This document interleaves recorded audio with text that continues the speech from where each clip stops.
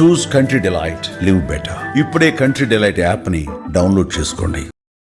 నమస్కారం గురుగారు. శుభం అస్తమ్మా, ఆనంద సిద్ధిరస్తు. 2026లో మీనరాశికి ఏ విధంగా ఉండబోతుందంటారు? ఆనందకరమైనటువంటి రాశులలో ప్రశాంతంగా ఉండే రాశి మీనరాశి. స్వామి జన్మంలో శని ఉన్నాడు, మమ్మల్ని భయపెట్టారు, అదన్నారు ఇదన్నారు. పోయిన సంవత్సరం కూడా భయపెట్టారు కదా. పోయిన సంవత్సరంలో మీనరాశి వారు ఇల్లు కొనలేదా? 2024లో వీళ్ళకి డబ్బు 2023లో నష్టం వచ్చింది. అప్పుడు గురు బలంగానే ఉన్నాడుగా, ఏకాదశంలో గురుడు ఉన్నాడుగా. అప్పుడు మాత్రం వీళ్ళకి డబ్బులు పోగొట్టుకున్నారు. మరి ఏళ్ళనాశంలో ఉన్నప్పుడు 2024లో ఇల్లు కొన్నారు, 2025లో గృహప్రవేశం అయింది, 2024లో సినిమాలు నిర్మించారు, 2024లో టాప్ ర్యాంక్ ఉన్న వ్యక్తులు నలుగురున్నారు. మీరు కావాలంటే ఎంసెట్ ర్యాంక్ వచ్చిన వాళ్ళ పేరు తీయండి. వాళ్ళు నలుగురు మీన రాశి వాళ్ళే ఉన్నారు. నేను విత్ ప్రూఫే మాట్లాడతాను, వితౌట్ ప్రూఫ్ మాట్లాడలేను.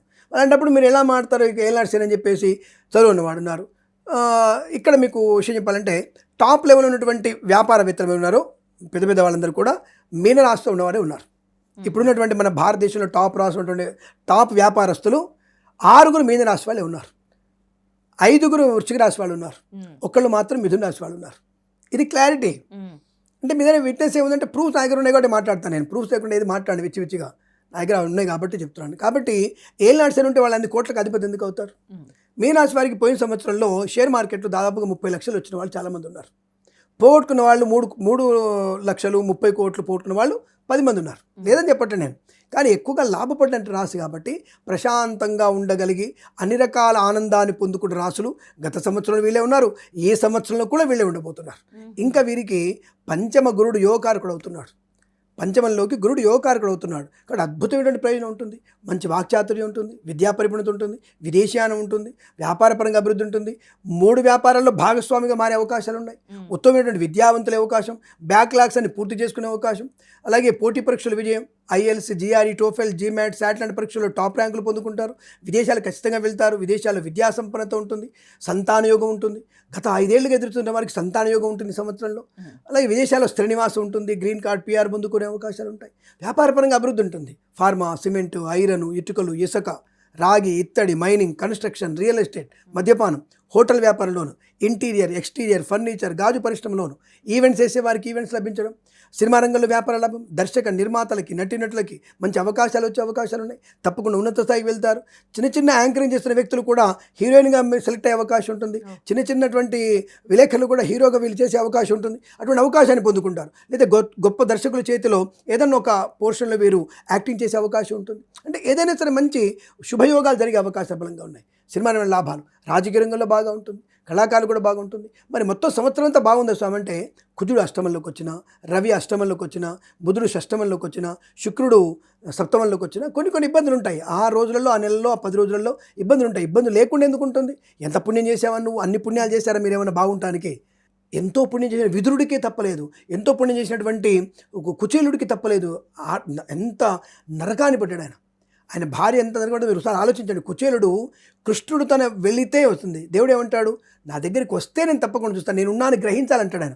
అందరూ ఏమంటారు? భక్తుల దగ్గరికి దేవుడు రావాలి కదా. దేవుడు వస్తాడు, నువ్వు గుర్తు పెట్టుకోవాలి కదా, ఆయన్ని గుర్తు చేసుకుంటే వస్తాడు. నువ్వు ఆ సినిమా చూద్దామా, ఈ బ్లాక్ బస్టర్ చేద్దామా, ఇది చూద్దాం అనుకుంటు తప్ప అరే ఈ దేవుడిని నమ్ముకుందాం, ఈ దేవుడిని ఒకసారి స్మరణ చేసుకో. పొద్దున్న ఇంట్లోంచి వెళ్తున్నప్పుడు నువ్వు దేవుడు స్మరణ చేస్తే కదా నీకు దేవుడు కనిపించేది. నువ్వు లేస్తే నీ హీరోనే, లేస్తే నీ హీరోయినే, లేస్తే నీ లవర్ నుంచి ఒక ఫోటో కావాలి, లేస్తే నీ ఫ్రెండ్ నుంచి ఒక మందు బాటిల్ ఫోటో కావాలి. ఇవే ఉన్నావు తప్ప నువ్వు పరీక్షకి వెళ్దాం అనుకున్నప్పుడు బుద్ధిగా రాస్తాను అనుకోవట్లేడు. పక్కోడు చూపిస్తాడా లేదా నాకు టెన్షన్ ఉన్నది వీడికి. వీడు ఫెయిల్ అవుతాను టెన్షన్ లేదు, వీడికి బాగా రాస్తాను టెన్షన్ లేదు. వాడు నాకు చూపిస్తాడో చూపిడు, నా ముందర ఎవడబడతాడు. ఇన్విజిలేటర్కి 3 లక్షలు ఇచ్చా, వాడు నాకు రాసుకోమంటాడో వద్దంటాడు.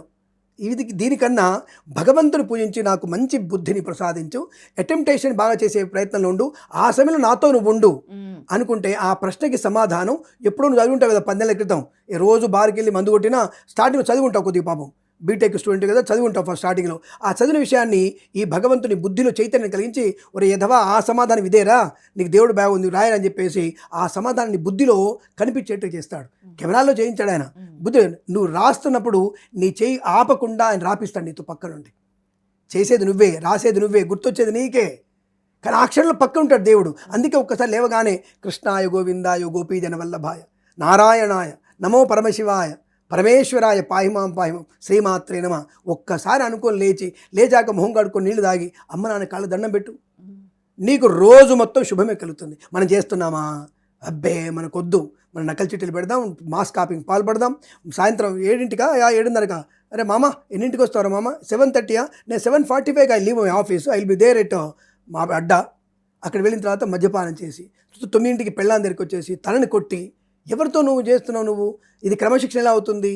కాబట్టి ధర్మాన్ని మనం ఇలా నువ్వు స్మరణ చేస్తే నీకు రాత్రి బార్కి వెళ్ళిన ఆలోచనని తగ్గించేస్తుంది నీ యొక్క భగవంతుడు ఇచ్చేటువంటి ఆరాధన. ఇలా మనం మార్చుకుంటే మంచిది. అటువంటి మార్పు వీళ్ళల్లో ఈ రాశి వారికి అనుకూలంగా ఉంటుంది. కలిసి వచ్చే అవకాశాలు ఉన్నాయి. విద్యా, ఉద్యోగ, వ్యాపారంలో అనుకూలత, ఆనంద యోగాలు కూడా అద్భుతంగా ఉన్నాయి. వీరికి గృహయోగం ఉంది ఈ సంవత్సరంలో, స్థలలాభం ఉంది వీరికి, ఆరోగ్యం అద్భుతంగా ఉండే అవకాశాలు కూడా వీరికి బలంగా ఉన్నాయి. అంటే అన్ని రంగాల వరకు బాగుందా? అద్భుతమైన అంటే వ్యాపారపరంగా, ఉద్యోగపరంగా, ప్రభుత్వ అధికారులకి ప్రమోషన్లు, ఇంక్రిమెంట్లు ఉన్నాయి. ప్రైవేట్ సెక్టార్లో కూడా ఆన్ సైట్ ఆపర్చునిటీ ఉంటుంది.